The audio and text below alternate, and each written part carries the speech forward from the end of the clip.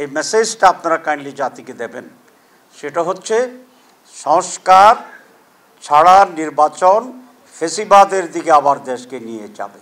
আমরা পরিষ্কার বলতে চাই, সংস্কারবিহীন নির্বাচন বাংলাদেশকে সেই হাসিনা আওয়ামী জাহিলিয়াতের দিকে প্রত্যাবর্তন করাইতে পারে।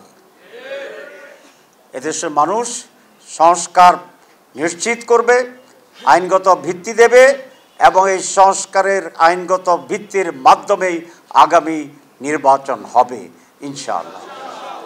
সংস্কারেরও 3 ধাপ। এক হচ্ছে ঐকমত্য পোষণ করা, 2 হচ্ছে এটাকে আইনি ভিত্তি দেওয়া, 3 নম্বর যেটাকে বাস্তবায়ন করা। তো এখন একটা হয়েছে, আমরা ঐকমত্য হয়েছি, আর 2টা হয় নাই, তাহলে সংস্কার হয়েছে? সুতরাং সংস্কার করেই আগামী নির্বাচন। যারা এটা চান না তারা সুষ্ঠু নির্বাচনের বিরুদ্ধে ষড়যন্ত্রে লিপ্ত।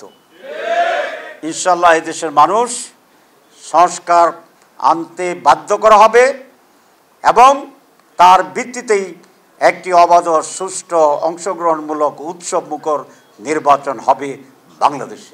এই মেসেজটা আপনারা কাইন্ডলি জাতিকে দেবেন। সেটা হচ্ছে সংস্কার ছাড়া নির্বাচন ফেসিবাদের দিকে আবার দেশকে নিয়ে যাবে।